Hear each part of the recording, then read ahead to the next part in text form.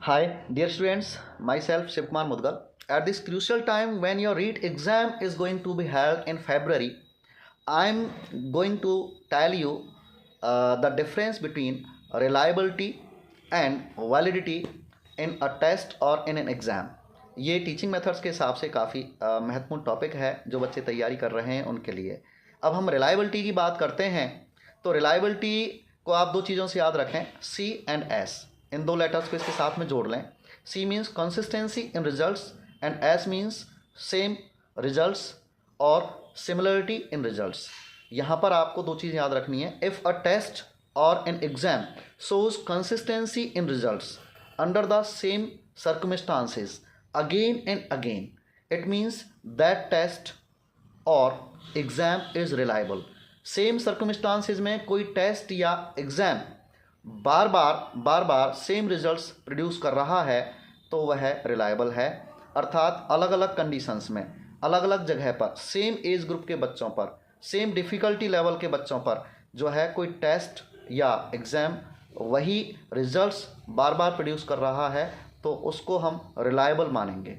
सीधा सा है, उसका डिफ़िकल्टी लेवल ऐसा भी नहीं हो कि अच्छी तैयारी वाला बहुत गहन तैयारी वाला बच्चा भी उनमें से क्वेश्चंस को सॉल्व नहीं कर पाए और ऐसा सरल भी नहीं हो कि एक सामान्य औसत तैयारी वाला बच्चा भी उसके लगभग सारे क्वेश्चंस को सॉल्व कर दे।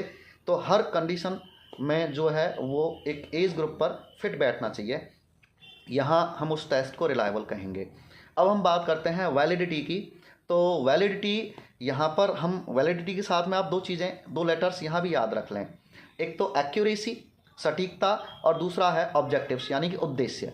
यहाँ पर ये ध्यान रखना है, इफ़ अ टेस्ट और an exam just show accuracy whether the educational objectives are achieved और नॉट और how far they are achieved और नॉट। वो कितने अचीव हुए हैं, कितने नहीं अचीव हुए हैं, अचीव हुए हैं या नहीं अचीव हुए हैं, ये सारी चीज़ें कोई टेस्ट या एग्ज़ाम शो कर रहा है तो फिर वह वैलिड है। यहाँ पर वह शो करता है if the learner is efficient in the topic that is taught to him और हर, और if the topic taught to him or her conveys the purpose of its being taught to the student। तो यहाँ पर ये हमें exam या test ये बता देंगे कि कितना जो है लर्नर ने कहाँ तक सीखा है, एजुकेशनल ऑब्जेक्टिव्स हमारे कहाँ तक पूरे हुए हैं, शैक्षिक उद्देश्य, क्योंकि हम पढ़ाने से पहले उनका निर्धारण करते हैं तो वह वैलिड होता है। ठीक है ना।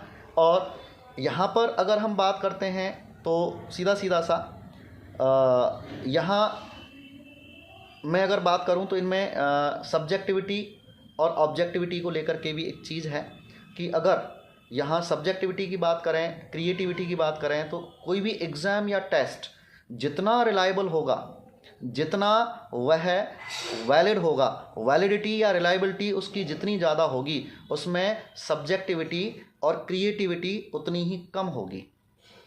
और उसमें जितनी वैलिडिटी और रिलायबिलिटी होगी उतनी उसमें ऑब्जेक्टिविटी अर्थात वस्तुनिष्ठता उसमें उतनी ही ज़्यादा होगी। ये ध्यान रखने की बात है, क्योंकि अगर हम बात करें तो रिलायबल टेस्ट और वैलिड टेस्ट यानी कि रिलायबिलिटी और validity they are proportional to objectivity and they are anti proportional to subjectivity and creativity.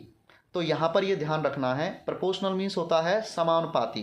ठीक है ना, समानुपाती होते हैं यानी कि अगर सब्जेक्टिविटी की हम बात करते हैं तो इसके ये व्युत्क्रमानुपाती होते हैं, अर्थात जिस टेस्ट में रिलायबिलिटी और वैलिडिटी जितनी होगी वो ऑब्जेक्टिविटी के उतने ही प्रोपोर्शनल होंगे, उतने ही समानुपाती होंगे, ऑब्जेक्टिविटी भी उतनी ही पाई जाएगी। ज़्यादातर जो शॉर्ट टेस्ट आंसर टाइप या ऑब्जेक्टिव टाइप होते हैं उनमें ऐसा होता है। और जो टेस्ट अगर हम कहें रिलायबल और वैलिड अर्थात रिलायबिलिटी और वैलिडिटी जितनी ज़्यादा होगी उतनी ही उनमें जो है सब्जेक्टिविटी व्यक्तिनिष्ठता उतनी ही कम होगी, एंटी प्रोपोर्शनल होंगे, क्योंकि उनमें सब्जेक्टिविटी और क्रिएटिविटी उतनी ही कम पाई जाएगी। सामान्यतः ऐसे टाइप और जो लॉन्ग आंसर टाइप क्वेश्चंस होते हैं वो इस तरह के होते हैं। तो उम्मीद है कि ये वीडियो आपको अच्छा लगा होगा। आगे मैं और आपको टेस्ट और एग्ज़ाम के बीच में भी एक बेसिक डिफरेंस होता है है ना, ये बिल्कुल सेम चीज़ें नहीं हैं। मैं आपको आगे के वीडियोज़ में बताऊँगा और इसी तरह से बहुत अच्छी अच्छी चीज़ें मैं आपको अंग्रेजी से संबंधित लेकर के आ रहा हूँ। तो अपने इस चैनल को लाइक और सब्सक्राइब आप ज़रूर कर दें और सभी बच्चों के साथ मैं जुड़ा रहूँगा, एग्ज़ाम तक आपके साथ हूँ, हर तरह से जुड़ा हूँ। जो बच्चे मुझसे डायरेक्ट पढ़ रहे हैं, ऑफलाइन क्लासेज में पढ़ रहे हैं, वो तो मुझसे किसी भी समय संपर्क कर सकते हैं, मेरा नंबर सबके पास है। धन्यवाद।